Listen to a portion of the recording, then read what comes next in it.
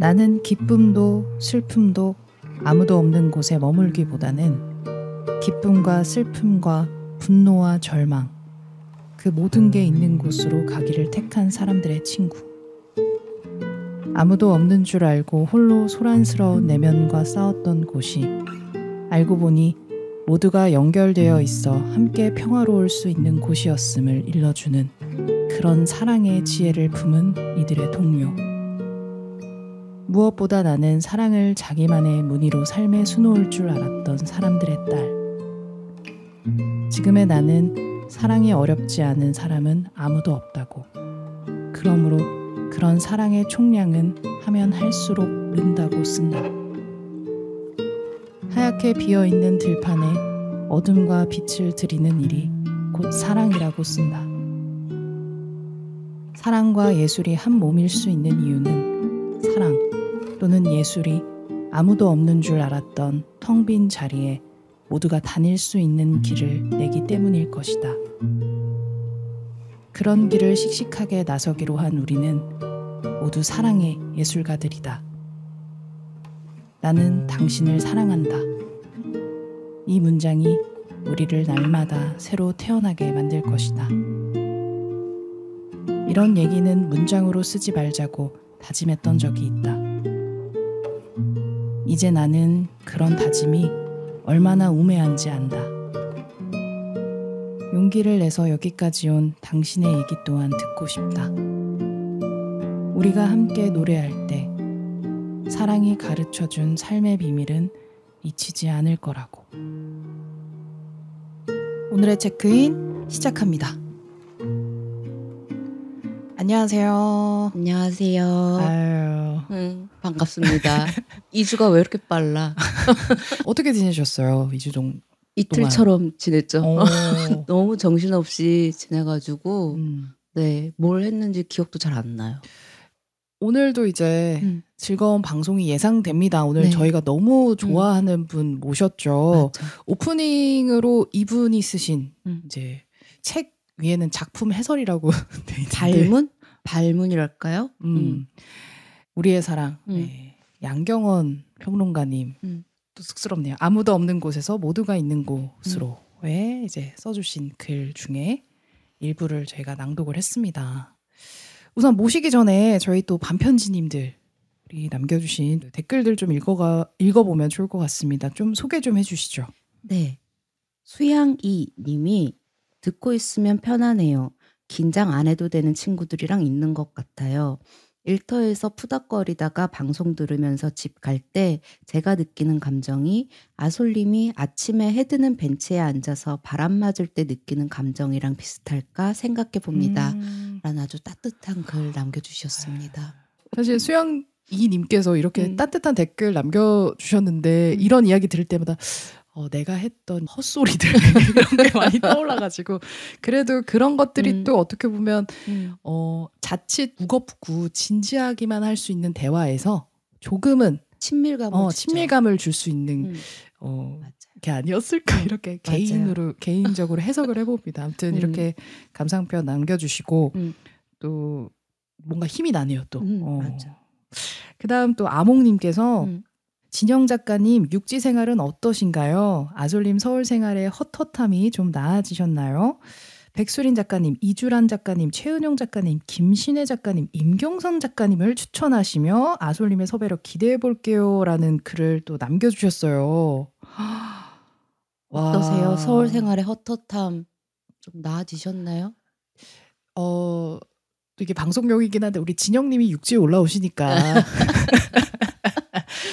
진영님이 서울에 있다는 것 자체만으로도 저의 헛헛함이 다 채워졌죠. 아 진짜? 네. 살짝 미원을 넣었지만 그래도 계시니까 이런 것도 하고 맞아. 너무 좋습니다. 그리고 만나 뵙고 싶은 작가님들도 이렇게 나열해 주셨는데 이 중에 한 분은 저희가 섭외가 완료가 됐습니다. 네 맞아요. 네. 그 아솔님의 섭외력이 이렇게 벌써 섭외를 해두셨고 진짜 열심히 섭외하고 있는데 여기서 또 몇 분 더 제가 모실 수 있지 않을까 싶습니다. 한번 화이팅. 그래서 아솔 화이팅. 근데 사실 제가 섭외를 직접 담당을 하고 있지만 이런 표현이 좀 경박스럽지만 제가 진영님을 굉장히 많이 팝니다. 많이 팔아주세요. 예, 예. 강하솔입니다 보다는 최진영과 함께하는 약간 이거를 굉장히 강조하면서 제가 섭외를 하기 때문에 섭외 성공률이 굉장히 올라가고 있다라는 거. 진영님의 제가 굉장히 기대면서 모르시겠지만 아마 밖에서는 거의 친척 수준으로 친하다라는 루머가 돌 정도로 그러지 않을까 싶습니다. 좋습니다. 섭외를 힘들어하는 저로서는 아솔님의 섭외력에 더 또한 기대서 가보겠습니다. 이게 상성이 맞는 거죠. 네, 어떻게 보면. 근데 아몽님 말씀처럼 저희가 정말 최대한 여러분들이 만나고 싶으신 분들 모실 수 있도록 네, 노력해 보도록 하겠습니다. 감사합니다. 한 분 더 댓글 달아주셨어요. 네. 나눠주시죠. 2222님이 박준시님 편 들으시고 박준시님이 너와 나라는 영화에 우정 출연처럼 잠깐 게스트로 출연하셨다는 고급 정보를 주셨어요. 그래서 이 영화 한번 찾아봐야겠다라는 생각이 들었습니다. 그리고 저희가 무알콜 맥주 얘기 한참 했잖아요. 박준시님이랑. 그래서 무알콜 맥주가 술도 아니요 음료도 아니요 해서 아쉬운 분들에게 홉 탄산수라는 음료를 또 추천해 주시고 가셨어요. 그래서 추천의 장. 홉 탄산수? 처음 들어보는데요. 아무튼. 네이버 카페, 그러니까 와우산 라디오 네이버 카페에 들어가시면 이분이 추천해준 홉 탄산수의 네임을 알 수 있습니다. 어떤 홉 탄산수를 추천해 주셨는지 유도하고 있어. 이 홉 탄산수와 저희 와우산 체크인이 많이 친해졌으면 좋겠다라는 생각이 들면서 네. 광고. 오늘도 저희 지금 이렇게 만담을 나누는 와중에도 모셔놓고 소리 하나 내지 않으시려고 굉장히 노력하시는 네, 원래 굉장히 시원하게 웃으시는 분이거든요. 네, 계속 웃음을 이렇게 삼키시면서 옆에서 맞아. 계신데 우리 이제 본격적으로 이분과 한번 좀 대화를 나눠보도록 하죠. 오늘의 게스트 양경원 평론가님 모셨습니다. 어서 오세요. 어서 오세요. 안녕하세요. 반갑습니다. 평론 쓰는 양경원입니다. 반갑습니다. 네. 너무 반갑습니다. 네. 여러분 오늘 진기한 방송을 들으실 수 있어요. 왜죠? 스튜디오 들어올 때도 양경원님이 말씀하셨지만 언제나 질문하는 자리에만 있어 봤는데 네. 대답하는 자리에는 처음 와본다. 그래서 그러면 비평가의 대답 이라고 오늘 방송의 제목을 붙이고 비평가는 문학평론가는 어떤 대답을 하는지 너무 궁금해요. 네가 답해봐. 거의 이런 상황이군요. 그러니까요. 진기한 자리가 될 것 같아요. 저도 사실 이제 섭외를 할 때 생각해 보니까 항상 양경원 평론가님은 뭔가 호스트로서 어디 MC로서 진행자로서 이런 포스트는 굉장히 많이 봤는데 게스트로서 어떤 질문에 대답하는 자리를 제가 본 적은 거의 없어가지고 이번 방송 그치 이미 이걸로 희귀성을 가졌다. 맞아. 제가 너무 걱정이 많아요. 지금 염려가 돼요. 걱정 처음에 마세요. 그 아솔님으로부터 이렇게 제안을 받았을 때 꿈의 무대다. 드디어 내가 꿈의 무대에 가는구나. 미원을 치는 사람이라서. 그리고 사실 이 두 분의 어떤 인스타에서 이 체크인을 시작한다는 소식을 들었을 때도 비평가도 가도 됩니까? 이러면서 제가 굉장히 경거망동, 오도방정을 떨었었는데 근데 막상 그렇게 제안이 들어오고 나니까 그때부터 걱정이 시작되는 거죠. 내가 무슨 대답을 한단 말인가. 나에게 사람들이 궁금한 것이 있단 말인가. 사실 이 비평가들은 작품을 읽으면 할 얘기도 너무 많고 또 궁금한 책들이나 이런 거 알려주세요 하면 막 신나서 얘기를 하거든요. 근데 정작 쓰는 사람으로서의 어떤 비평가 누구의 이야기를 하라고 하면 약간 자신이 없고 왜냐면 읽는 사람으로서의 정체성이 더 크기 때문에 독자들의 자리에서 질문을 던지는 사람이지 이런 자리는 익숙하지가 않아요. 그래서 지금 너무 땀이 나고 이 꿈의 무대를 제대로 즐기지 못하고 제가 안절부절 못하고 있는 상황입니다. 아유, 네. 걱정 안 하셔도 돼요. 저도 하나도 염려가 되지 않았는데 지금 너무 너무 멋지시고 두 분 지금 굉장히 멋져요. 굉장히 멋지고 이거 이런 자리에 내가 감히 있어도 되나? 막 이런 생각이 들고 이렇게 높임을 받다니 저희가 맞아. 전혀 저는 하나도 염려되지 않았던 게 그 경원님을 제가 이제 별명 붙인 게 MMS 경원이거든요. MMS 장문의 네, 장문의 문자를 보낸다. 그러니까 제가 어떠한 질문을 하면 너무 성심성의껏 정말 길게 너무 다정하게 문자를 보내주는 사람이에요. 과한 면이 있죠. 아닙니다. 과하긴요. 마음이 따뜻하고 너무 그러신 분이셔서 어떤 질문을 해도 성심성의껏 진심을 다한 답이 나올 거고 그리고 오죽 말을 잘하십니까? 맞아. 안 됩니다. 여러분 안 돼요. 지금 이렇게 쌓아 올리면 제가 무너지는 일밖에 안 남지 않습니까? 같이 쌓아 올라가야지. 은근히 분발하라고 지금 초반에 이제 부담이 상당해요. 제가 여기 오려고 열심히 공부도 했거든요. 이전 회차들을 다 들어봤어요. 그러니까 이렇게 공부하고 오시는 분 너무 죄송하다. 아니 그런데 되는데.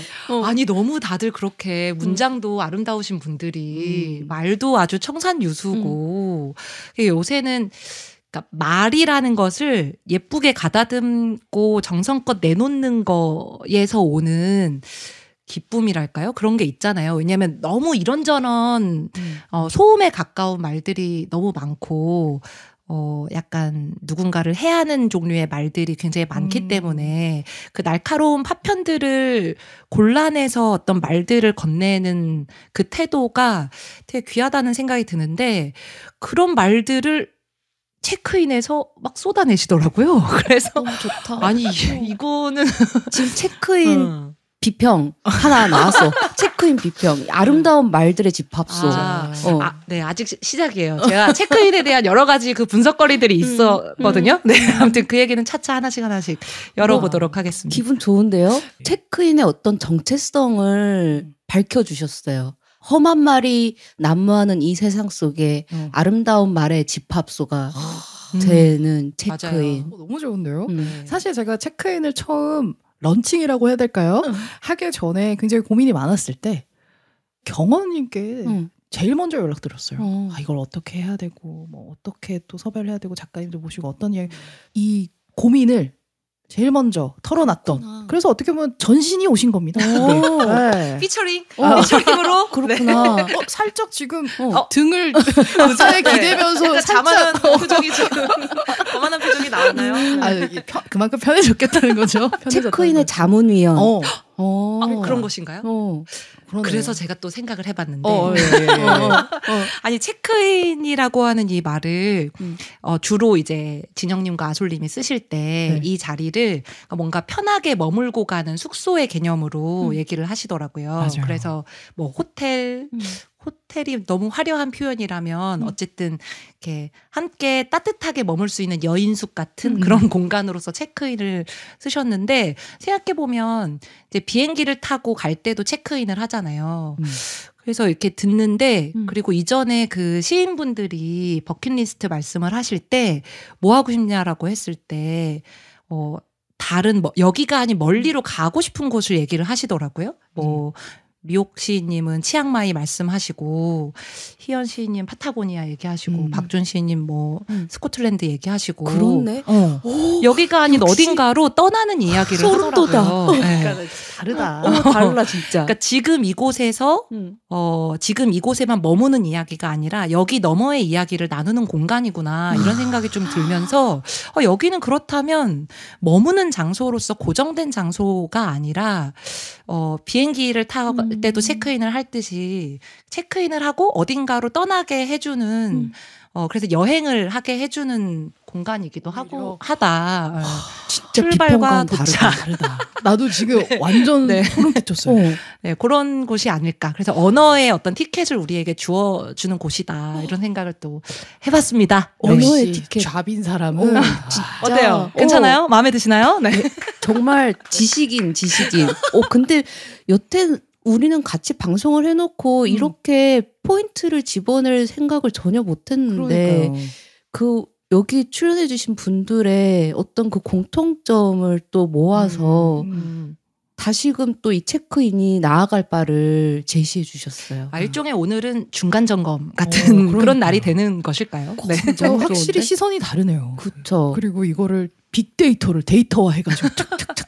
그러니까. 우리 그냥 흘려넘기면서 아이고 재밌었다 이러면서 끝내는 맞아. 거를 또 이렇게 비평가의 눈은 다르다. 비평가의 귀는 달라. 근데 그런 건 있는 것 같아요. 비평가들의 역할이나 비평가가 뭐 하는 사람일까를 생각을 해보면 제가 그러니까 지금까지 이게 확답은 아니고 지금까지 쓰면서 그 저의 감각으로 남아있는 비평가라는 존재는 그러니까 누군가와 함께 있는 존재인 것 같거든요. 그러니까 글을 혼자 쓸 수 없어요. 비평가는 늘 어떤 작품과 함께 그리고 이 작품을 읽어줄 누군가를 떠올리면서 그 중간 연결고리로서 계속 위치를 짓고 그래서 결코 독백일 수 없는 글을 쓰는 사람들이 비평가거든요. 근데 그게 착각일 수 있죠. 누군가와 함께하고 있다라는 것이 착각일 수 있지만 그 착각 자체가 만들어내는 내가 예상할 수 없는 어떤 경로가 형성이 된다면 그러면 또 그런 착각도 나쁘지는 않은 것 같고 그래서 그런 누군가와 함께 하고 있는 것으로서의 뭐 비평가의 역할을 생각을 해보면 지금 이 체크인도 이렇게 들으면서 이렇게 뭐 저 혼자 물론 기뻐서 이렇게 끝낼 수도 있겠지만 이 체크인이 누군가랑 어떻게 같이 계속 갈지 뭐 이렇게 제가 곁에서 한번 생각을 해보는 거죠. 그런 시선을 계속 가지려고 노력하다 보니 그런 거 아닐까요? 네. 수업 듣고 싶어요. 그리고 나 수강 신청하고 싶어졌어. 왜 그러세요? 그리고 경원님이 이렇게 얘기해 주시니까 저희가 뭔가 전문 프로 된 것 같잖아요. 전문 방송. 그러니까 뭔가 이제 아솔님이 늘 말씀하시는 자존감 회복 프로젝트 먼 곳에 있지 않다. 양경원에게 있다. 곁에 있다. 당신의 곁에 당신의 어떤 자존감을 그러니까 높여줄 무언가가 있다. 너무 우리가 지금 체크인이 듣고 싶은 말을 해주시는 분을 모신 것 같아가지고 정신 차립시다. 우리 오늘 경원님에 대해서 얘기를 해야 돼요. 그죠? 오늘 이쯤에서 우리 체크인 그렇네. 계속 하다 보면 우리가 계속 경원님의 이야기를 들어야 되는데 막 양경원의 체크인에 대하여 막 이런 지금 방송이 될 것 같아서 오늘은 우리가 중심을 잃지 말고 게스트다. 오늘은 경원님이 게스트다. 제가 그 두려움이 있었나 봐요. 경원님에 대한 이야기를 해야 된다. 네, 우리 정신 차립시다. 지금 역시 진행자를 많이 해보시니까 저희가 그러니까 근데 나 빠져들었어. 그러니까 나 계속 듣고 싶어. 그래서 제가 지금 그래서 나왔잖아요. 멈춥시다. 우리 경원님에 대해서 오늘 좀 이야기를. 근데 너무 좋다. 작가와 독자를 이어주는 어떤 허브 같은 역할을 평론가가 하신다고 말씀하셨잖아요. 네네. 그런 말도 너무 좋다. 일기장에 써놓고 싶다. 그 정도예요? 야야. 너무 영광이죠. 세상에 우리 최진영 작가님이 그렇지만 또 해야 될 건 네. 해야 되니까. 저 양경원 평론가님 소개도 안 하고 그러니까 여기까지 지금 왔어. 뭔가 청취자분들께서 도대체 저 사람은 누구인가? 누군데 체크인이 이래라 저래라. 저게 무엇인가? 우선 양경원님에 대한 소개를 좀 제가 해주시죠. 소개를 해보겠습니다. 양경원 평론가님은 1985년 제주에서 태어나셨습니다. 또 여기에 대해서 또 우리가 또 긴 말을 할 수 있죠. 그렇죠. 2011년 현대문학의 평론 참된 치욕의 서사 혹은 거짓된 영광의 시 김민정론을 발표하며 비평활동을 시작하셨습니다. 2019년 신동엽 문학상을 받으셨고요. 평론집 안녕을 묻는 방식이 있고 아무도 없는 곳에서 모두가 있는 곳으로의 발문을 써두셨죠. 지금 현장에서 아주 활발하게 활동하시는 비평가님이십니다. 네. 많은 걸 하시죠. 항상 바쁘세요. 맞아. 뭘 쓰고 계시거나 강연을 하고 계시거나 아니면 맞아. 어떤 행사에 진행을 하고 계시거나 그리고 또 세상에 대한 그 날카로운 뭔가 걱정. 날카로운 걱정. 네, 그래서 그러면서 영화도 많이 보러 다니고 전시도 많이 보러 다니고 뭐 아주 그냥 그러니까. 눈코 뜰 수 없이 바쁘신. 사실 내일도 지금 광주로 내려가시는 분을 그러니까. 저희가 지금 서울에 며칠 안 계신데 이렇게 붙잡아가지고 이렇게 모셨거든요. 어떻게 보면. 네, 제가 지금 광주에 있는 학교에서 학생들과 같이 공부를 하고 있기 때문에 아직 이번 학기가 끝나지 않았어요. 그래서 그쵸. 마무리를 지어야 하기 때문에. 네. 근데 또 아까 네. 그 소개를 쭉 해주셨는데 실제로 그러한 내용으로 소개를 하면 의외로 독자분들이 잘 이해를 못 하실 때도 있어요. 그래요? 비평? 그러면 비평은 어디서 읽죠? 이런 질문도 많이 받아본 적이 있고 그리고 사실 이렇게 등단을 하고 그러니까 그 비평가로서 활동을 시작할 때쯤에 뭐 일가 친척분들도 그렇고 다들 궁금해 하시잖아요. 아니 도대체 그래? 뭐 그럼 너는 이제 시를 쓰니? 뭐 소설을 쓰니? 비평이 뭐니? 약간 이런 생각을 하시고 어떤 평론가 분께서는 이제 집에서 그럼 너 이제 종편에 나오는 거냐? 왜 거기에 보면 정치 평론가 분들 나오시잖아요. 그래서 그런 걸 하는 거냐? 이런 질문도 받아보셨대요. 그러니까 비평을 쓴다, 평론을 쓴다고 하면 뭘 쓰는지 그 경험이 없으신 것 같아요. 그래서 대체로 제가 그럴 때 어떤 얘기를 드리냐면 여러분들이 좋아하시는 뭐 이를테면 안희연 시인의 여름 언덕에서 배운 것 시집 뒤편을 봐봐라. 그러면 이제 시를 어떻게 만나면 되는지에 대한 한 사람의 의견이 모여진 글이 실려 있다. 해설이라는 이름으로 실려 있는데 그런 글을 제가 썼죠. 네, 여름 언덕에서 배운 것이라는 시집의 해설을 제가 썼죠. 네. 그리고 맞아. 잘 모르시겠지만 곳곳에서 문학과 관련된 여러 대담과 행사 뭐 이런 자리들이 있어요. 거기에 이제 진행도 보시고 이렇게 말씀도 하시고 그런 일도 되게 많이 하고 계시죠. 어떻게 이 길로 들어서게 됐는지 어떻게 비평을 하게 되셨는지 그거 너무 궁금합니다. 그러게요. 때는 바야흐로 2004년. 네. 2004년. 이게 사실 저는 시를 쓰고 싶어 했던 사람이고 모든 것은 시로부터 출발해요. 여기 오면 다 창피하다. 첫 시 얘기하거든요. 그런가요? 어떡하지? 네. 그 시를 쓰고 싶으셨다는 거는 뭐 청소년 때 10대 시절부터 계속 그랬고 그래서 물론 이제 10대 시절에는 하고 싶은 일들이 되게 많죠. 하고 싶었던 게 뭐 이것도 하고 싶고 저것도 하고 싶고 되게 많았었는데 하지만 늘 문학을 하는 사람으로서 뭔가를 해야지 이런 생각이 늘 있었어요. 문학을 너무 좋아했고 근데 문학을 너무 좋아했는데 그래서 이제 시를 쓰고는 싶은 마음은 너무나 큰데 제가 이렇게 시를 쓰잖아요. 시를 쓰면은 이 시가 왜 별로인지에 대해서는 한바닥 설명할 수 있어요. 이게 어떤 이유에서 이게 뭐에 부족한 작품이고 그런데 이 시를 퇴고해라 라고 하면 머릿속에 하얘지는 거예요. 그러니까 약간 창작자로서의 그건 아닌가? 라는 생각이 좀 들기도 하고 사실 그 비평에 대한 관심은 그럼에도 불구하고 시를 계속 쓰려고 애썼죠. 그리고 네. 청소년 시절에 그랬고 20대 때도 계속 시를 마음에 품으면서 되게 쑥스러워하시네요. 너무 쑥스럽네요. 왜냐하면 그 중간에 더 멀리라는 지금은 이제 완간된 잡지가 있었어요. 더 멀리라는 잡지 있었죠. 그 시인 세 분이서 만들었던 잡지인데 그 더 멀리라는 잡지에서 네가 써봐라는 코너를 마련을 하셔서 비평가들에게 시청탁을 한 적이 있어요. 비평가들에게? 네. 그래서 저하고 강경석 평론가하고 조재룡 평론가가 시를 발표를 했었답니다. 거기에.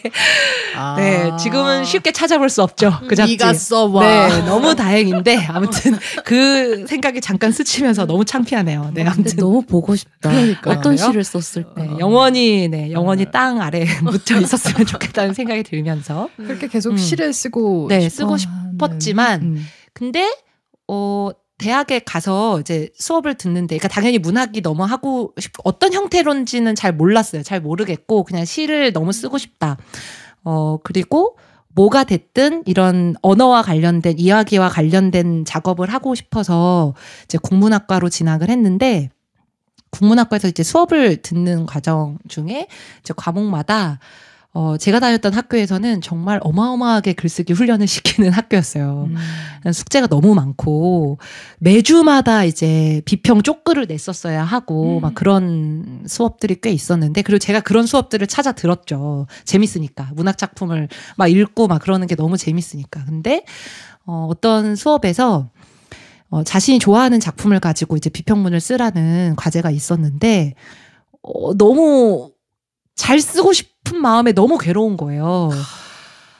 그리고 어느 순간 내가 이 작품을 너무 좋아해서 쓴다라고 생각하면서 접근을 했는데 내가 너무 칼을 들고 해부하듯이 작품에 다가가고 있는 거 아닌가? 이런 고민도 너무 들고, 그래서 이제 교수님께 따로 또 반항적인 메일을 보냈죠. 왜 이런 과제를 내시냐? 좋아하는 작품으로 이렇게 쓰라는 것은 가혹하며, 내가 알고 있는 비평은 이런 해부의 작업인데 왜 좋아하는 작품을 가지고 해부의 작업을 해야 하죠? 막 이러면서 래퍼네 래퍼. 굉장히 굉장히 반항심을 가지고 막 그때는 막 모든 것이 이제 반항감으로 막 일렁일렁이었던 때였기 때문에 이제 그런 질문을 보냈더니 이제 선생님이 해주셨던 말씀이, 그러니까 네가 칼을 들고 작품에 다가가게 되면 그러면 칼로 썰릴 고깃덩이로 있을 뿐이다, 작품은. 그러니까 어떤 식으로 내가 그 작품을 대하느냐에 따라서 그 작품은 다른 방식으로 다가올 거다. 그러니까 사실은 제가 친구를 만나듯이 작품에게 다가가면 그 작품도 제게 친구처럼 와서 이야기를 들려주고 선물을 주겠죠. 그래서 그런 관계를 맺는 법을 좀 알려주셨고, 실제로 제가 저의 그 삶에서 그 이전과 이후로 나뉠 만한 10대 시절의 문학 작품이 신경숙 소설가의 외딴방인데, 그때 그 외딴방을 가지고 비평을 썼거든요. 근데 그 외딴방을 가지고 그래서 선생님의 이야기를 듣고 좀 열심히 그 비평을 썼는데 뭔가 내 언어를 가지고 이 작품을 만난다라는 생각이 드는 거예요. 그래서 그때부터 이런 게 비평인가? 라는 생각이 좀 들고, 그래서 이제 잡지들에 실려있는 비평문 같은 것도 좀 찾아 읽고, 또 이렇게 시집이나 뭐 소설책 같은 것을 찾아 읽으면 해설 같은 것도 좀 읽어보고, 이제 그런 과정에서 이거 내 언어인 것 같은데, 내가 하고자 하는 얘기의 방식은 이런 언어 형식에 맞는 것 같은데 라는 생각이 들면서 좀 관심을 가지기 시작했죠. 네. 그 교수님이 이끄셨네요. 네, 그 선생님이 되게 큰 역할을 해주셨던 것 같아요. 그리고 그 이후에 만난 선생님들과의 그 수업에서도 계속 이 작품에 대해서 어떻게 이야기를 할지에 대한 태도를 많이 제가 배웠던 것 같아요. 딱 뭐 분석의 방식 이런 거를 배운 게 아니고 작품과 어떻게 관계 맺을까, 그리고 그게 왜 중요한가, 삶에서 왜 중요한가. 사실 비평이 되게 어렵다고 생각하시는 분들이 많은데, 제가 생각할 때는 작품을 읽고 우리가 사람으로서 작품 앞에 있으면 사람이기 때문에 온갖 감정이 만들어지고 생각을 하게 되잖아요. 그때 드는 생각과 감정을 다른 사람들과 나누는 행위예요, 비평은. 네. 그러니까 대화를 통해서 작품을 읽고 드는 생각을 나누는 거를 제대로 하면 좀 거창한 표현일 수 있지만 또 문명 사회를 이룩하는데 되게 중요한 그 역할을 하는 것 같거든요. 그런 게 비평이라고 했을 때 이런 어떤 작품과 관계 맺는 태도랄지, 그리고 이것을 통해서 우리가 할 수 있는 일들이 무엇인지를 좀 선생님들로부터 많이 배웠죠. 네. 그리고 이거는 되게 편견일 수 있는데 시인이나 소설가가 다독가일 필요는 없거든요. 근데 평론가는 연구자여야 되고 다독가여야 되고 그 시대에 탄생하는 작품을 다 따라 읽어야 되고, 그렇지만 거기에 머무르지 않고 그 역사까지 알아야 되는 사람이잖아요. 네, 더불어서 공부를 하게 되죠. 네, 그러니까 저는 일단 평론가는 공부를 잘해야 된다. 공부하는 걸 좋아해야 된다. 진짜 부지런하게 계속 탐구하고. 근데 저는 그렇게 부지런한 사람은 아니에요. 연구자. 그럼요. 연락하면 뭘 항상 마감에 쫓기고 있고, 그러면서 아까 말씀드렸잖아요. 온갖 문화 생활은 다 하고 계시고 왜냐면 궁금하거든. 그리고 하면 다 알고 있고 그걸 막 그러니까. 얕게 알지도 않아. 되게 맞아. 깊게 알고 있고 호기심과 탐구심이 있어야 그러니까 되는 것 같아요. 비평가. 그리고 그 작품에 대해서 계속 오래 들여다보고 애정을 가져야 되고 사실은. 저는 비평 쓸 때 늘 스스로를 채찍질하면서 하는 생각 중에 하나가 끝까지 가자거든요. 그러니까 가다 말지 말고 네 끝까지 가야 된다. 이 생각을 좀 많이 하는 것 같아요. 아까 얘기하신 것처럼 뭐 우리가 어떤 작품을 보고서 어떤 감정이 드는데 이거를 제대로 소화하거나 나 자신이 그걸 들여다보거나 정리하지 않고 넘어가게 되는 경우들이 있는데 근데 글은 너무 정직하잖아요. 근데 비평은 그것을 정리하지 않고 소화하지 않으면 고스란히 또 그 글 속에 애매뭉툭한 표현으로 등장을 하기 때문에 가다 말면 안 된다. 그러니까 애매하다면 그게 왜 애매한지를 좀 더 끝까지 가서 생각을 해봐야 된다. 이런 거에 좀 매달리면서 작업을 하기도 하는 것 같아요. 그래서 제가 느끼기로는 그 창작자보다 훨씬 더 그러니까 문장과 단어를 쓸 때 훨씬 더 세심하게 고려하고 배려하는 지점이 있다라는 느낌을 받을 때도 있어요. 네. 혼자 쓰는 글이 아니어서 아까도 얘기한 것처럼 비평은 그렇습니다.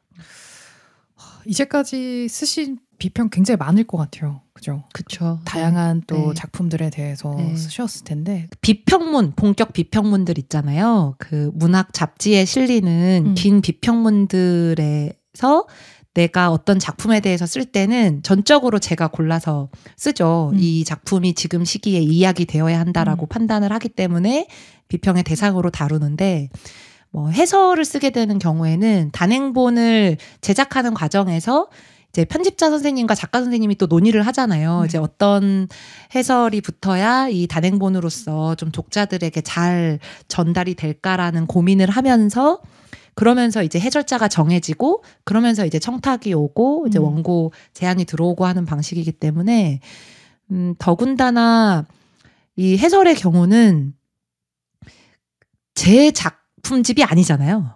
그러니까 이를테면 제가 최진영 작가님의 작품집의 해설을 쓴다. 그러면 이것은 최진영 선생님의 작품이고 저는 그 작품이 더 드러날 수 있게끔 이렇게 연결해주는 역할을 하는 사람이기 때문에 되게 조심하게 되죠.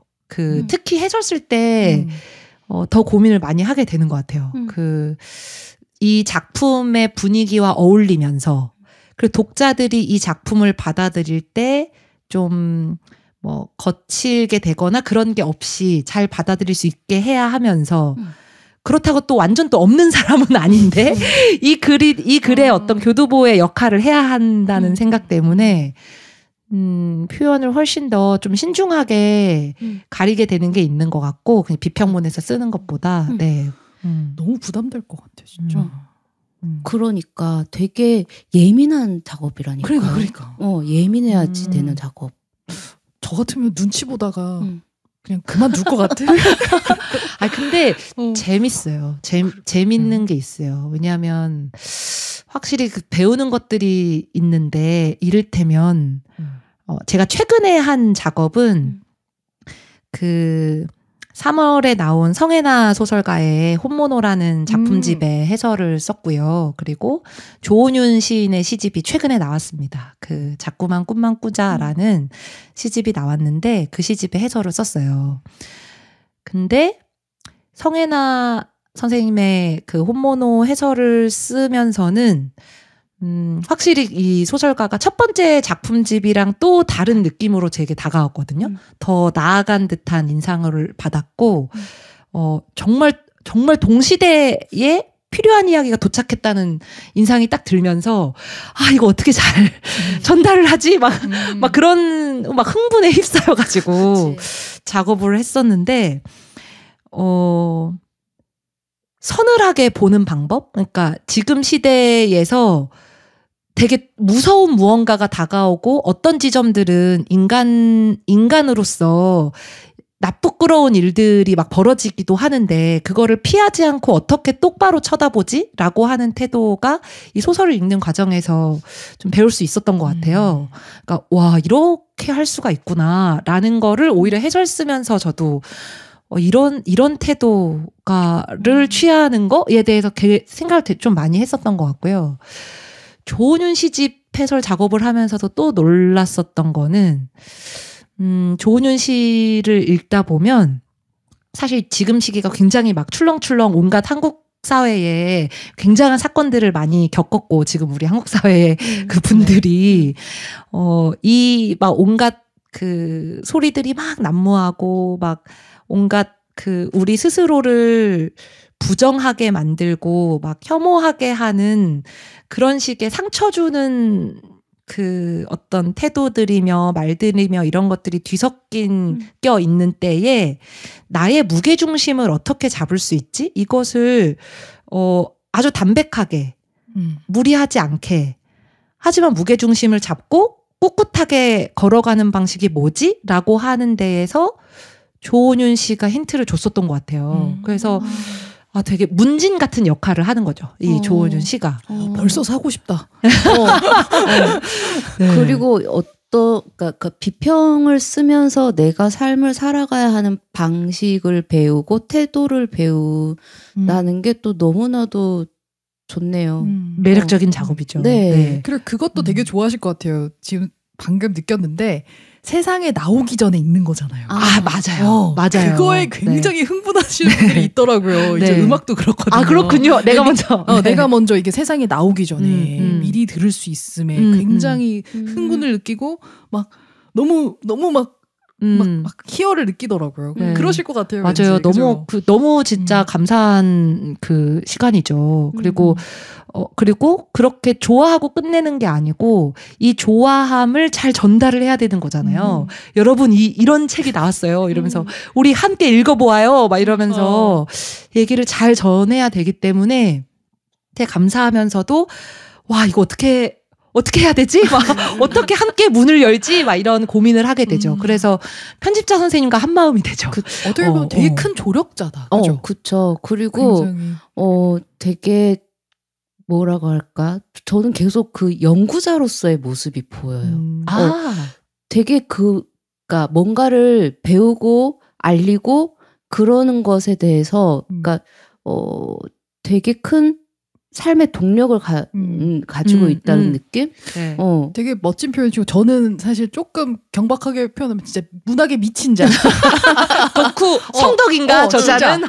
아니 이렇게 문학을 좋아하나? 약간 진짜 매드. 그러니까 되게 책을 읽고 연구하는 것에 대해서 엄청난 그 흥미와 거기서 삶의 에너지를 받고 있구나라는 느낌. 너무 이런 분들에게 감사한 건 나만 갖는 게 아니라 이거 막 널리 알리고 싶어요. 뭔가 사명감도 있고 뭔가 좋은 건 다 나눠야 돼. 막 저기 구석에 있는 사람도 막 끄집어 올려가지고 읽으세요. 못 읽겠어요. 제가 읽어드릴게요. 약간 이 정도의 광기. 근데 그게 어떻게 보면 문학계를 성장시키는 거잖아요. 이런 사람들 덕분에. 맞아.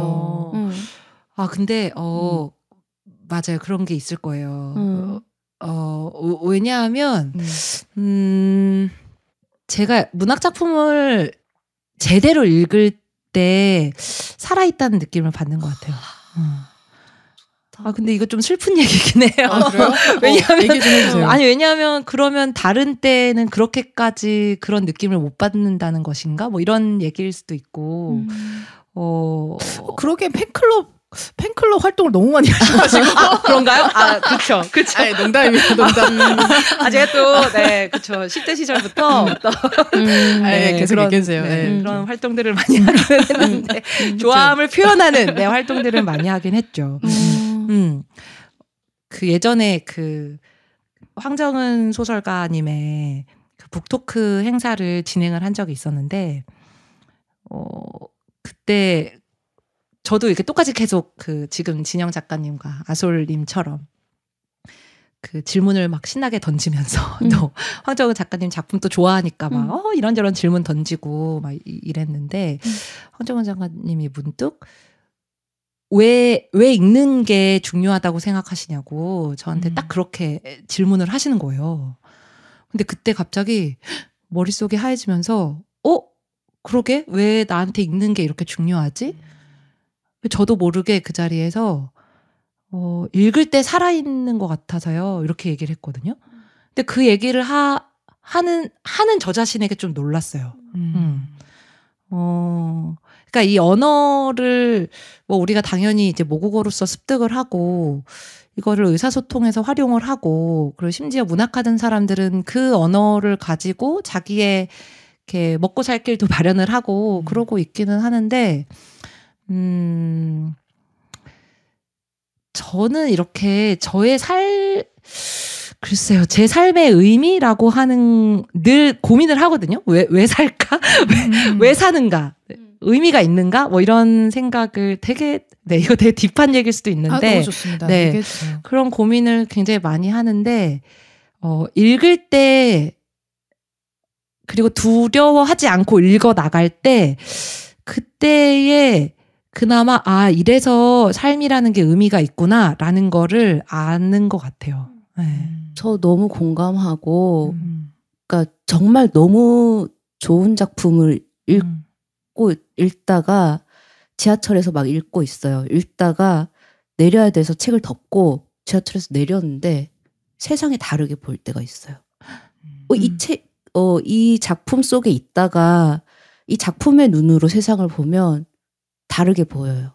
그러니까 나는 그럼 시선 하나를 더 가지게 된 거야. 이 작품이라는 시선을 가지게 된 거고, 말씀하신 것처럼 저도 읽는 게 중요한 사람이니까, 쓰는 것만큼 읽는 게 중요한 사람이니까, 그냥 저는 그 작품 속으로 도망간다고 생각해요. 어떨 때는.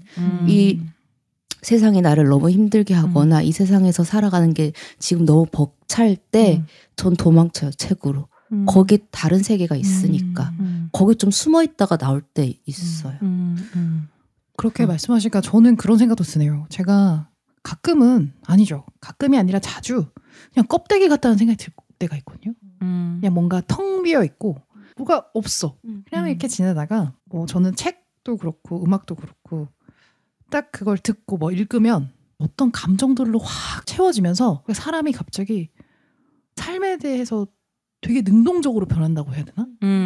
그게 좀 살아있다라는 표현인 것 같아요. 네. 내가 여기에 이 세상의 구성원으로서, 한 사람으로서, 한 개체로서 뭔가를 만들어내고 싶고 막 이런 걸 느껴요. 문학, 네. 읽는 것에서 살아있음을 느끼는. 그리고 제가 오늘 질문을 드리려고 질문을 몇 개를 다 적어왔는데 다 말씀해 주셨어요. 비평의 중요한 점, 비평을 할 때 중요하게 생각하는 점, 뭐 그런 것들에 대해서 말씀해 주셨고, 비평가의 일 역할은 어떤 건지도 말씀해 주셨고, 그래서 그냥 뭐 또 사소한 호기심. 김민정 시인으로 데뷔를 하셨는데, 대학 다닐 때 어떤 시인들 좋아하셨는지 이런 것도 저는 궁금해요. 데뷔는 김민정 시인론으로 했지만 그 이전에 또 시인들이 있었을 것 같거든요. 얼굴이 활짝 핀 거 아까 보셨어요? 시인을 얘기하란 말인가? 내가 좋아하는 네. 아니 예전에 아솔님이 전화로 뭐 작가 뭐 이런저런 물어보셨을 때 제가 아솔님이 과하다고 느낄 정도로 요것도 읽어봐라, 요것도 읽어봐라. 추천을 너무 많이 해주셨거든요. 어떻게 적었니? 또 이거 이러면서 또 계속 얘기를 맞아. 네, 이런 질문 제가 참으로 좋아합니다. 거의 끝말잇기 수준으로 계속 얘기하시거든요. 얘기 좀 해주시죠. 일단 대학 때요. 20대 때. 20대 때. 20대 때는 제가 워낙 전방위적으로 시를 또 막 읽을 때였어가지고. 근데 사실 그 전에 20대 때의 그 읽은 시집 리스트를 얘기를 하려면 제가 고등학교 시절로 잠깐 다녀와야 되는데, 왜냐면 제가 아까 뭐 외딴방을 16살 때 읽었어요. 그 외딴방에도 나의 16 이런 얘기가 나오잖아요. 그래서 나의 얘기다. 나의 얘기고 막 그리고 제주도에 있었기 때문에 우리는 늘 육지를 향한 꿈. 네. 그렇죠. 어떻게든 우리가 저 육지로 가야 된다. 교보문고 한번 가보자. 그렇지. 서점 막 이런 이 해협을 거 있거든요. 건너 바다를 건너 가야 된다. 막 이런 생각을 하면서 살았던 시기였기 때문에 그 외딴방에서도 어떻게든 그 정읍을 나가려고 하는 16의 그 소녀의 얘기가 나오잖아요. 그래서 거기에 막 감탄을 하면서 읽었는데 정작 시집은 뭘 읽어야 될지 잘 모르겠어서 막 이런저런 뭐 막 뒤적뒤적거렸지 막 좀 갈피를 못 잡았었거든요. 그런데 제가 고등학교 때 저는 언니로부터 그 정서적인 영향을 되게 많이 받았는데 언니가 대학 때 탈춤 동아리였어요. 근데 비범하다. 네, 비범이에요. 벌써 비범합니다. 근데 제가 막 문학을 좋아한다고 막 이렇게 막 하던 시절이었기 때문에 언니가 동아리 선배들한테 제 동생이 문학을 되게 좋아하고 시도 좋아해요. 이렇게 얘기를 했더니 그 탈춤 동아리 선배들 그 이미지가 있잖아요. 그 시절. 어떤 선배가 시를 좋아한단 말인가? 이러면서 그렇다면 이 시집을 읽어봐야지 하고 건넨 시집이 너무 궁금해. 나도 지금 너무 뭐일까요? 무엇이었을까요? 이성복 시인의 뒹구는 돌은 언제 소름 돋았어. 잠겠는가 였습니다. 네. 제가 그 시집을 읽고 고등학교 1학년 때 완전히 시 세계가 와장창 깨진 거예요. 그래서 이성복 시집을 읽고 기영도 시를 읽고 이러면서 이렇게 시들을 쭉 읽어 나가기 시작했거든요. 그래서 이런 세계가 있구나. 그러고서 이제 대학에 그 국문학을 전공하게 된 거죠. 근데 대학 가서는 제가 또 2000년대 초반에 대학을 다녔기 때문에 그 시기가 또 어떤 시기였습니까? 우리 한국 시단에 굉장한 시들이 나왔던 시기였어요. 그래서 진은영 시인의 시, 네, 이런 시들을 또 읽고서 이것은 무엇인가. 또 학교에 그때 진은영 선생님이 철학 수업을 하셨었거든요. 그래서 막 가슴 설레하면서 수업을 듣고 막 설레하면서 수업 들으면서 막 수업 빠지고 막 이런 항상 같이 가진 않죠. 네, 항상 비례하진 않습니다. 선생님에 대한 애정이 상당하지만 아무튼 그리고 그때는 제가 또 막 머리도 밀고 이랬던 시절이었기 때문에 그런 저를 이렇게 선생님이 또 지켜보시고 그런 시절이었는데 그런 진은영 시인의 시도 열심히 읽고 그때 한참 막 신혜욱 막 김행숙, 이원, 막 엄청난 그 언니들의 시가 막 읽히던 시절이었죠. 그래서 그 시집들도 참 열심히 읽었고, 그리고 사실 대학원 갈 때 결정적으로 그 영향을 크게 미쳤던 것은 이제 김승희 시인의 냄비는 둥둥 이 시집이 있는데요. 이 시집도 엄청난 시집인데요. 나도 받아 적고 싶다. 지금 쭉 나오고 있죠. 지금 거의 국사예요, 국사. 그러니까 사실은 들으시면 아시겠지만 절대적으로 여성 시인들의 시 작품이 저를 엄청나게 휘젓고 들뜨게 만들고 저를 전투적으로 만들었었던 것 같아요. 네. 그러면 최근에 관심을 가지고 지켜보고 있는 시인들이 있다면? 최근에요? 최근에 굉장히 많은데. 몇 명만. 몇 명만. 바로 그냥 생각나는 분들? 제가 요즘에 누가 물어보잖아요. 시집 뭐 읽으면 좋겠냐라고 하면 아까 제가 해설 썼다는 조은윤 시인의 시집도 많이 추천을 드리고 또 남현지 시인의 첫 시집 온 우주가 바라는 나의 건강한 삶이라는 시집이 있어요. 온 우주가 바라는 나의 건강한 삶. 굉장히 흥미롭습니다. 그리고 제목부터가 굉장히 흥미롭네요. 예사롭지가 않죠. 네. 첫 시집, 제가 늘 첫 시집에 대한 관심이 많은데, 그래서 남현지 시인 시집도 너무 재밌어서 여기저기 좀 소문을 내고 다니고 있고요. 마윤지 시인의 시집도 굉장히 재밌게 읽었어요. 개구리 극장이라는 시집인데요. 그 시집도 굉장히, 재밌게 읽었고. 또 줄줄이 얘기하게 그러니까 시간 들이면 계속 쭉쭉쭉쭉 나올 것 같아요. 근데 저도 그게 있어요. 그러니까 소설도 그렇고 시인도 그렇고 가수도 그렇고 첫 앨범, 첫 시집, 첫 책이 정말 남달라요.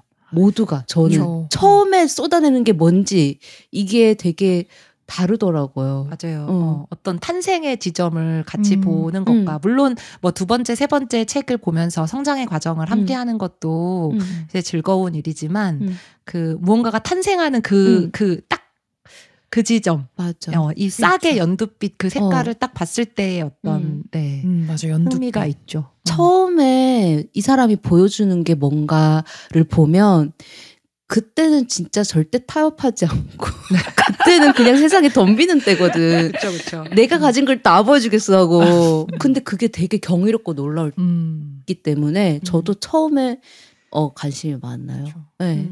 태도가 다르죠. 사실 첫 번째 낸 이후에는 또 뭔가 뭐 글로 치면 독자도 생기고 사실 내 상황도 살짝 좀 달라지는 것도 있고 맞아. 의식하게 되는 것도 있고 한데 첫 번째 거는 뭐 이게 누가 듣는 사람이 있다라는 생각도 안 하고 그냥 정말 막 거칠고 사실 깎아내는 게 덜 한 것 같아요. 생각해 보면. 맞아. 근데 깎아내긴 하지만 이게 내 의지로 깎아내는 거지 다른 사람의 그런 걸 별로 신경을 안 쓰니까. 맞아.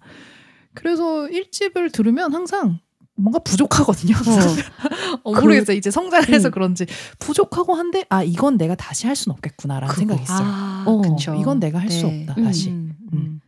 그런 걸 느낄 때가 있어요. 지속되는 것에 대한 고민을 하면서 만들어내는 것과 그냥 그야말로 터트리는 것. 네. 그러니까 어떻게든 뭐랄까요. 자기가 솟아날 구멍을 찾아서 터트리는 것. 그것에 대한 고민을 하면서 만들어내는 것은 다른 결인 것 같아요. 저 진짜 시간이 근데 너무 많이 가서 저희 지나가지고 꼭 해야 되는 질문들이 있으니까 이거는 꼭 하고 넘어가죠. 우리 너무 틀에 얼매이나요? 네. 그러니까 아닙니다. 이거는 해야 되는 거 맞고 무게중심. 네. 그래 우리 지금 진영님이 너무 아쉬워하는 것 같으니까 하고 싶은 질문 1개, 2개만 더 하고 고정 질문으로 가기로 하죠. 저 이 질문 드리고 싶어요. 저는 이게 나만 그러는지 몰랐는데 어느 날 보니까 나만 그러고 있더라고요. 그러니까 저는 쓰는 게 일인 사람이니까 버스 정류장에 서서 버스를 기다리면서 그 버스 정류장에 이정표에 있는 그걸 다 읽고 있어요. 식당에 가면 나무젓가락이랑 냅킨 주잖아요. 물티슈 주잖아요. 그럼 물티슈 뒤에 적힌 뭐 이거 만든 곳이랑 그런 거 다 읽고 있어요. 그리면 다 읽는군요. 글자가 있으면 길을 걸어가면서 간판을 다 읽고 있어요. 이게 저는 저의 직업병 같거든요. 글자가 여기 뭐 커피 이게 있으면 이런 거 읽고 있어요. 그러니까 그런 거 없으세요? 직업병? 일종의? 평론가로서의 직업병? 있을 것 같아. 저요? 저도 이렇게 질문지 미리 주셔가지고 생각을 해봤는데 저는 뭘 보든 좋은 상태의 것을 찾으려고 해요. 그러니까 좋은 작품, 좋은 거. 네. 그러니까 이를테면 제가 최근에 관심을 가지고 있는 것이 테니스인데요. 너무 재밌다. 네, 테니스를 제가 하는 건 아니고 보는 거. 진짜요? 네, 보는 게 되게 재밌더라고요. 근데 이제 테니스를 볼 때도 경기가 재밌는 경기가 있고 그 경기가 풀려가는 방식 자체가 재미없는 경기가 있거든요. 최상의 재미가 있는 상태의 경기를 보려고 하는 거죠. 그러니까 작품을 본다라고 했을 때에도 잘된 거, 좋은 거, 그게 무엇인지를 계속 찾으려고 하는 게 직업병이 아닌가라는 생각이 좀 들기도 해요. 근데 좋은 직업병이다. 그러니까 계속 좋은 걸 누리는 거죠. 맞아. 그렇죠. 그리고 어쨌든 좋은 거에 대한 자기의 어떤 그게 기준도 있고, 그러면 그러니까 음식을 먹더라도 제대로 된 상태의 좋은 거를 뭔가를 만들어 보려고 혹은 그것을 먹으려고 뭐 이렇게 설렁탕이 나온다고 하더라도 어떻게든 후추를 쳐보기도 하고 뭔가 그거를 하는 거잖아요. 그러니까.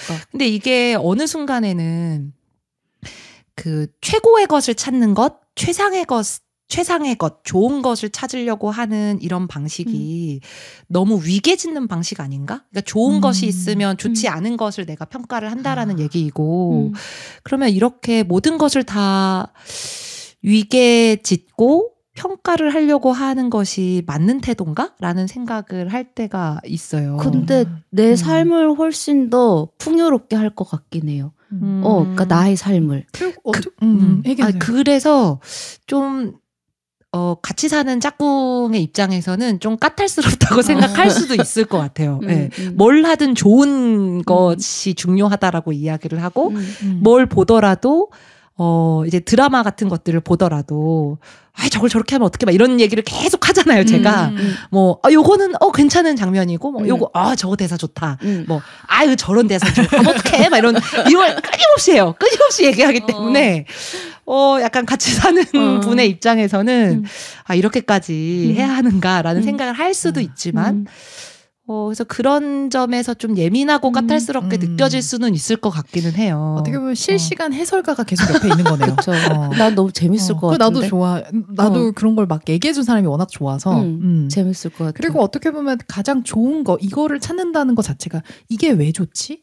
이게 뭘까?라는 또 궁금증이 있어야 그거에 다가가는 거잖아요. 맞죠. 그런 것들이 살짝 직업병 같은 어떻게 보면 나쁘지 않은 것 같아요. 맞아. 나도 이제부터 좋은 걸 찾아볼 거야. 나도. 그렇군요. 뭘 해도 좋은 상태로 해보려고 노력할 거야. 근데 또 뭐 저의 생활은 뭐 엉망진창이고 그런 건 또 있어요. 네. 그래도 이제 마음에 그런 게 하나 이렇게 있으면 좋을 것 같아. 뭘 해도 좋은 걸 해보자. 좋은 걸 먹자. 좋은 걸 보자. 좋은 말을 하자. 딸려오는 과제가 있죠. 그럼 좋지 않은 것은 삶이 아니란 말인가. 이렇게 무겁게 생각하지 마세요. 그건 역시 삶인데 막 이런 여러 가지. 지금, 그러니까 방금 낯빛이 너무 어두워져가지고 빨리 끊어주고 싶어 하면서 좋은 생각만 하기. 좋은 생각만 하기. 맞아. 근데 비평가에서 어쩔 수 없어. 그러니까 이면도 보고 저면도 봐야 돼. 갑자기 저는 그늘이 확 지는 거예요. 갑자기 얼굴에. 이걸 봤으면 저것도 봐야 되고 그런 또 그게 있는 것 같아요. 성격이 그래요. 아까 말했듯이 뭔가 누군가가 상처받지 않는 가장 베스트 모두가 좋은 상태를 항상 꿈꾸기 시기 때문에 갑자기 아까 위계질서 막 이러면서 막 검열이 시작되잖아요. 그래서 너무 아닙니다.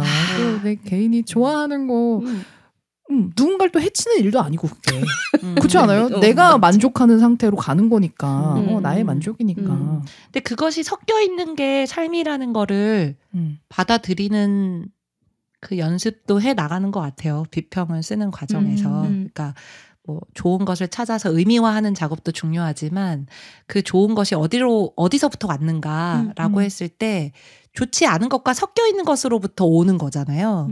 이게 섞여 있는 것 역시도 삶이다라는 것을 우리가 계속 그리고 그 삶의 한가운데로 우리가 갈 수 있어야 어떤 의미가 있는 것들도 만날 수 있는 것이고 그런 생각들을 하는 게 지금 제게는 중요한 것 같아요. 네. 그러니까 각자의 맞아요. 조음이 다르기 때문에 맞아요. 그러니까 좋아하는 것을 좋아한다고 말하면 나와 같은 것을 좋아하는 사람들이 나에게 오는 거고 그러니까 각자의 조음이 다르다는 게 더 좋은 거죠. 그래서 너무 재미난 것들이 많지 않을까요? 이 세상에는. 여기서 테니스 보고 있으면 여기서 야구 보고 있고.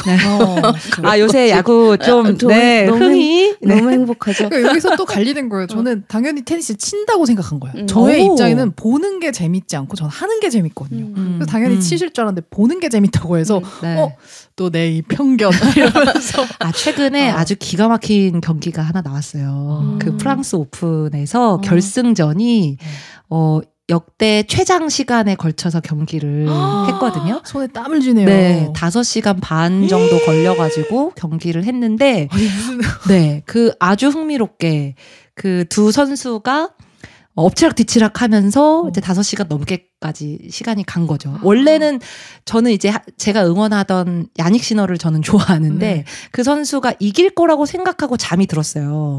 그런데 깨보니까 상대편 선수가 우승을 한 거예요.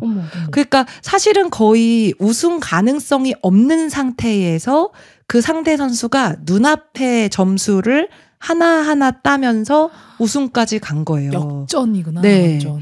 그래서 그 선수의 그 경기를 임하는 끝까지 포기하지 않은 그 태도도 너무나 훌륭했고, 그리고 그 선수를 상대하면서 사실 거의 우승에 가까이 갔는데 좌절한 거잖아요, 상대편은.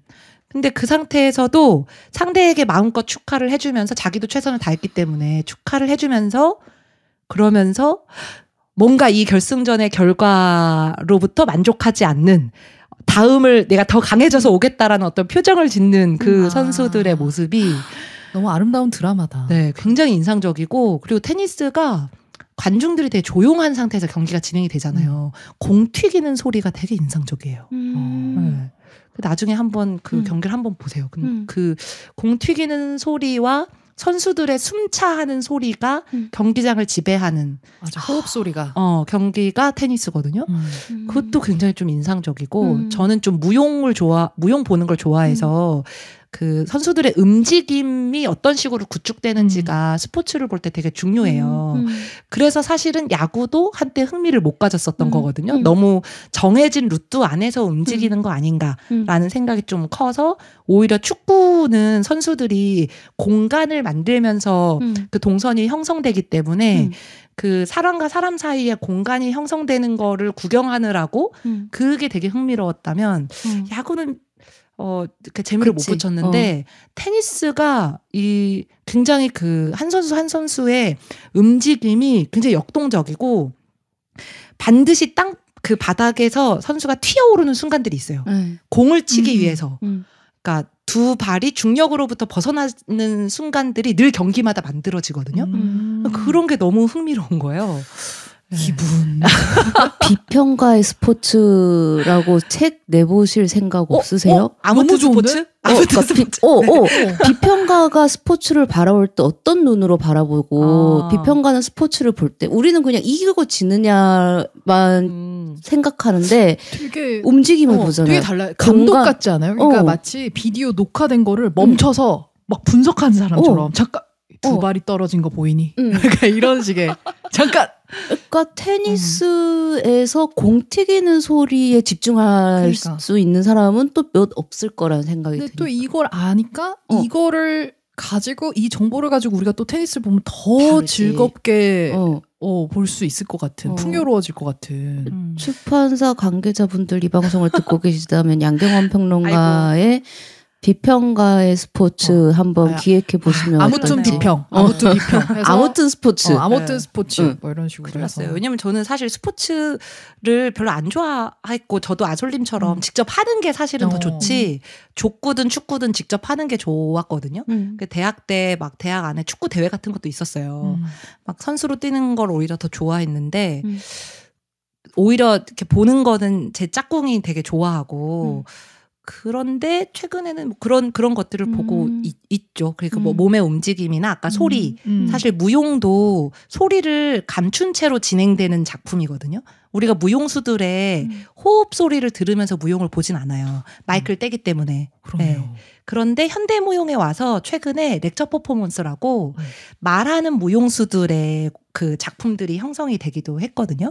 그러니까 이를테면 은퇴를 앞둔 무용수가 자신의 무용수 시절의 이야기를 전달하면서 그 연습의 과정을 헉헉 소리를 내면서 무대 위에서 보여주는 제롬벨 안무가의 그 베로니카 두아노라는 작품도 있고 그러니까 이런 식의 작품들이 현대무용에 와서는 막 형성이 되는데 그런 식의 어떤 현대무용의 그 렉처 퍼포먼스 무대에서 들릴 법한 소리를 테니스 경기를 보면서 제가 듣게 되니까 굉장히 흥미롭더라고요. 네. 진짜 지식인 지식. 오감이 깨어 있어.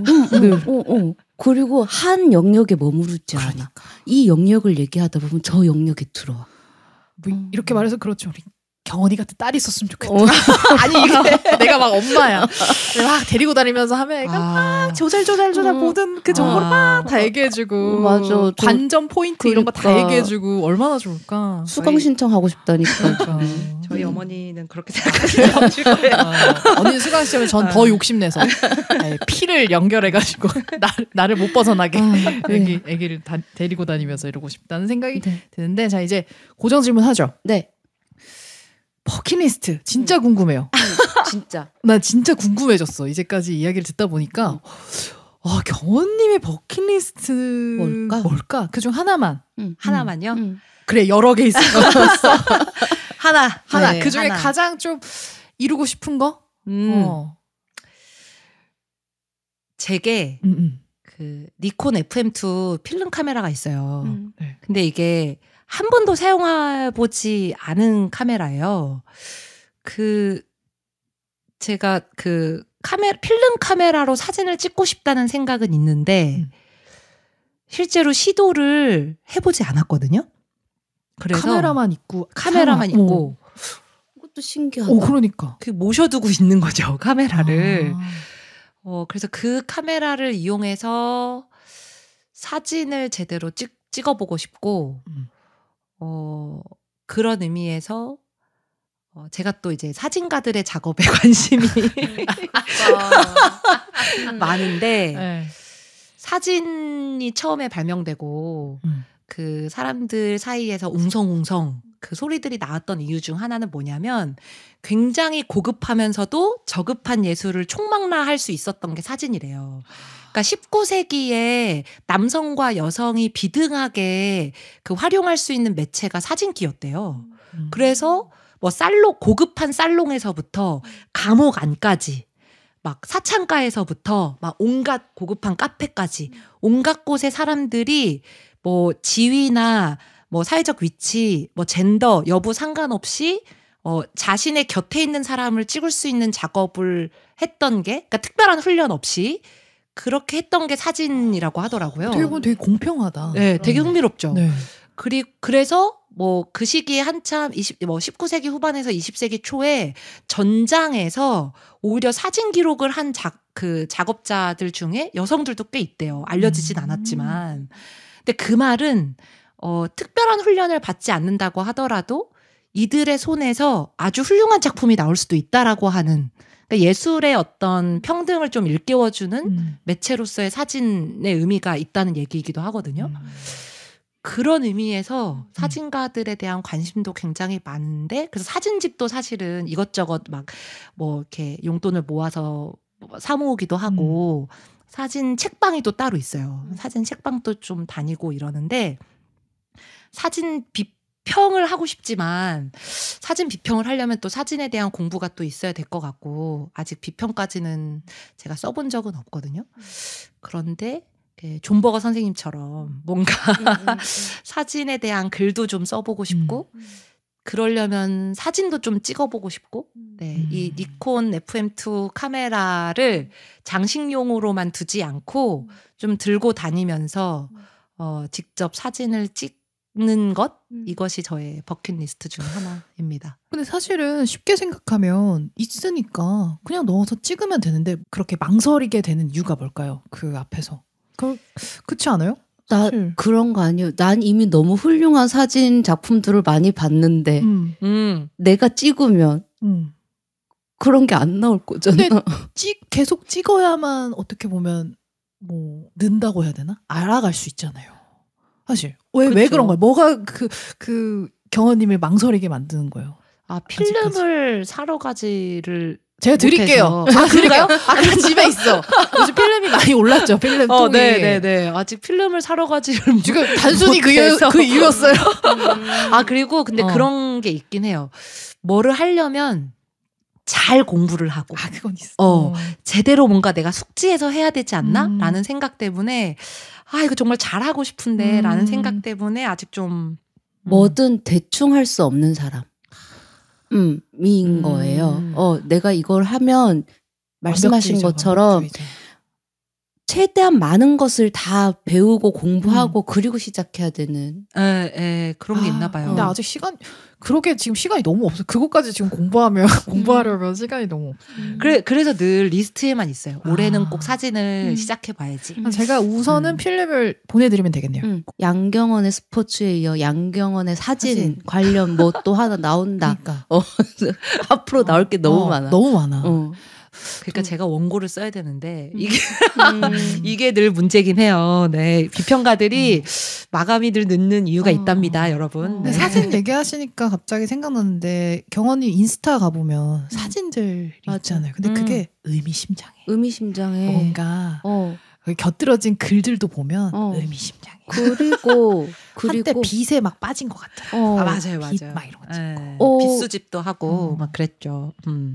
되게 비평의 일과 사진 사진이 통한다는 생각이 들었어요.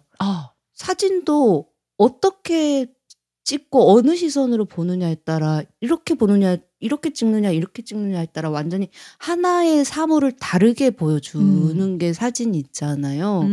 비평도 네. 그렇지 않나요? 맞아요. 해석의 시선이군요. 네, 카메라 네. 렌즈가. 네. 그게 되게 통한다는 느낌이 갑자기 들었어요. 사진가의 눈과 비평가의 눈도 통하는 구석이 있다.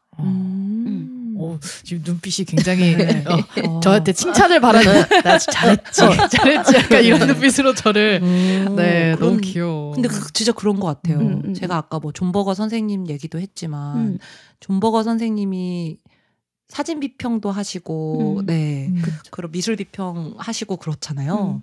그렇네요. 네 어떤 하나의 시선으로서 네 용기를 내서 양경원의 사진 기대하겠습니다.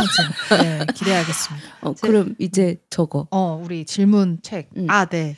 한번 해주시죠. 하나만 나와 있네. 사진이 나왔어.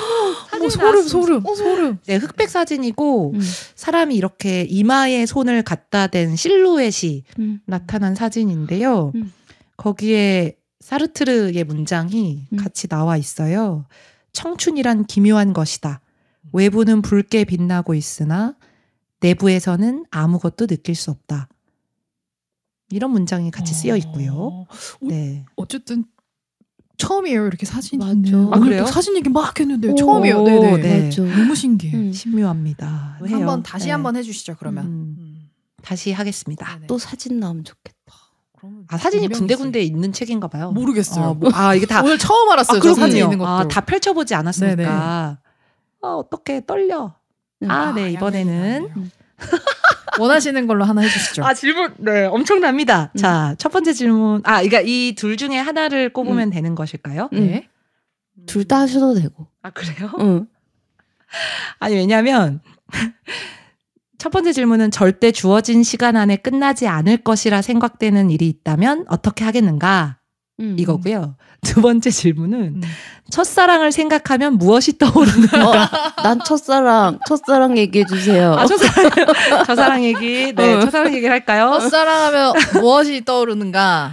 그거 좋은데요? 몇 살의 첫사랑이셨죠? 저요? 저 중학교 3학년 때.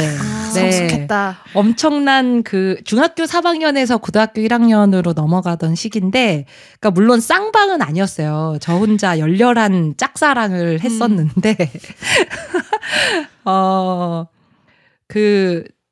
제주도에 네. 유명한 락밴드가 있는 고등학교가 있지 않습니까? 이런 분이셨구나. 락밴드. 나 미치겠다. 네. 진짜. 우리 아솔님이 다녔던 고등학교에도 보컬 언니가 있죠. 밴드 활동을 했었던. 정말. 네. 그쪽 무리셨군요. 그쪽 무리의 무대를 제가 보고 네, 하트 뿅뿅이 되어서 쫓아다녔던 시절이 있었죠. 네, 그래서 첫사랑하면 락음악이 떠오릅니다. 그가 뭘 불렀나요 그때? 네. 기억에 남는 그가 노래. 송골매의 오늘 탈춤 얘기 많이 나오는데 탈춤을 불렀었던 유니버스가 그것과 이렇게 담배가게 아가씨를 불렀었던 게 유난히 기억에 남네요. 네. 그렇습니다. 제가 풋풋하다 진짜. 제가 너무 제가 한 번 또 좋아하면 또 열렬히 좋아하는 타입이 아니겠습니까? 그래서 막 쫓아다니면서 막 화분을 막 선물을 하고 그러니까 튀려고 어떻게든 그 보컬님의 눈에 들어와야 되는 거예요. 그래서 그냥 꽃다발로는 안 된다. 화분을 줘야 된다. 화분을 막 마련을 하고 또 막 편지를 열심히 쓰고 막 그랬었죠. 너무 귀엽다. 네. 아마 그분에게는 그냥 팬클럽의 한 사람으로 떠올리시겠지만 열심히 쫓아다녔었습니다. 우리 모두 한때 그런 때가 있었어. 락음악이 생각난다. 너무 좋다. 락음악. 갑자기 이것도 궁금해집니다. 다 궁금해지는데 우리 진영님은 첫사랑하면 떠오르는 거. 저는 첫사랑으로 소설을 또 많이 썼어요. 맞아. 네, 시오 리을 해가지고 저 참사랑으로 읽었거든요. 저는 그걸 참사랑이라고 읽어가지고 아무튼 첫사랑하면 떠오르는 거. 미소. 그 미소를 잊을 수가 없어요. Tell me that you 미소천사. 네, 그 미소를 잊을 수가 없어서 소설까지 썼으니까. 와, 네. 너무 아름답다. 네. 와. 지금도 너무 선명하게 생각나는 그 미소. 그 당시에 내가 세상에서 가장 아름답다고 생각했던 것. 너무 그렇군요. 네. 너무 네. 좋다. 어때요? 락음악과 미소. 어떻게 아솔님은? 지금 저는 사실 첫사랑에 대한 질문을 거의 처음 받아보는 것 같아서 그리고 저는 첫사랑이 뭔지 사실 지금 곰곰이 생각해 보게 되네요. 지금 이 짧은 시간에. 첫사랑이 누군지? 좀 그게 약간 글쎄요. 저는 지금 생각해 보면 전화 같습니다. 전화. 오. 왜 전화를 제가 했어? 짝사랑 같은 그런 거라 가지고 대부분의 첫사랑은 짝사랑. 맞아요. 근데 저는 전화를 30초 이상을 안 하는 애였거든요. 네. 30초 이상을 안 하는 용건만 말하는 사람으로 되게 그랬는데 처음으로 제가 뭔가 길게 통화한 그 기억이 있어요. 몇 살 때? 그때 있어요. 그런 생각. 뭔가 다 이게 밝혀질 것 같아서 그때 밝히고 싶습니다. 핸드폰이었나요? 집전화. 핸드폰도 그렇고 집전화도 그렇고. 그래서 집전화가 있었던 시기군요. 그래서 그걸 지금 딱 생각나네요. 내가 되게 시덥지 않은 말로 그 시간들을 채워나가는 처음으로 길게 통화한 그게 딱 오네요. 좋다. 갑자기 얘기하니까 좋아. 네. 이런 얘기로 계속 얘기하고 싶네요. 그러니까 나 자랑하고 싶다. 내 첫사랑에 대해서. 너무 궁금하네요. 네. 앞으로 우리 또 게스트 나오면 첫사랑 얘기 꼭 해요. 꼭 해야겠다. 이런 버킷리스트 질문과 함께 네. 아까 질문이 첫사랑을 생각하면 무엇이 떠오르는가? 이 질문을 너무 좋다. 락음악, 미소, 전화. 풋풋하다. 그러니까 전화하니까 그러니까 생각하면 그 첫사랑이 오래전이기 때문에 그 시기에 주로 사용했던 매체를 활용해서 연락을 하는 거잖아요. 그러니까 저도 메일을 게시한 지 얼마 안 돼서 그 아까 첫사랑 그 오빠에게 막 이렇게 메일을 썼었거든요. 그러니까 메일에 1번 화면으로 돌아가면 그 메일이 있을 거예요. 뭐야. 마지막 낭독으로 그거 할까요? 그게 뭔가요? 네.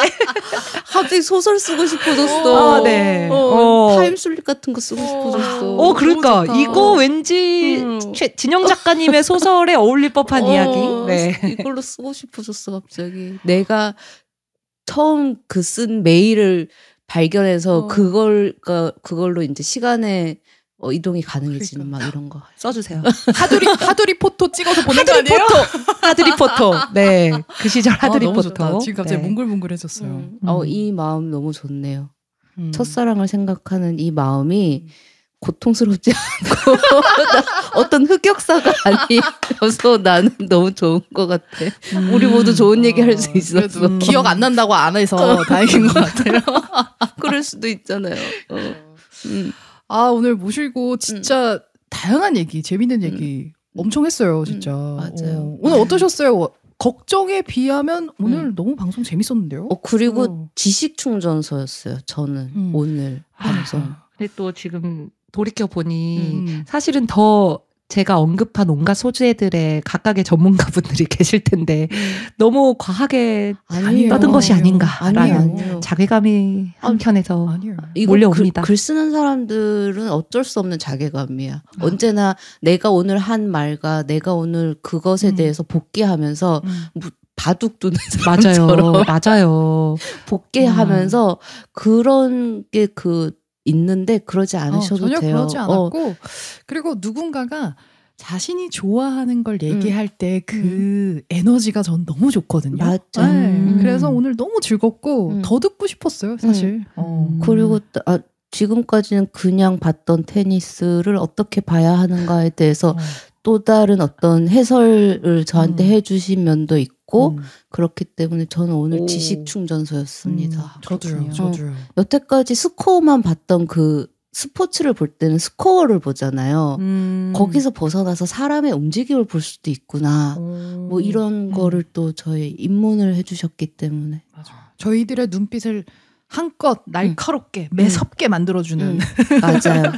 너무 네. 즐거운 시간이었어요. 너무 즐거웠어요. 네, 뭐 너무 또 얘기를 하였다. 갑자기 하고 쑥스러워지고 위축이 되었지만 그래도 뭐 아솔린과 진영님이 또 즐겁게 대화를 들어주셨다 하니 또 기쁘고요.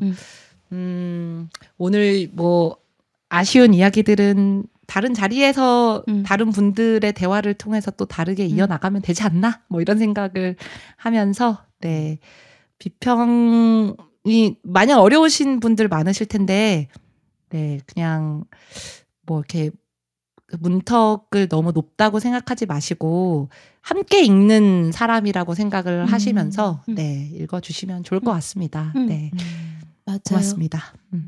비평을 읽으면서 문학과 더 가까워지는 분들이 많았으면 좋겠습니다. 네, 맞아요.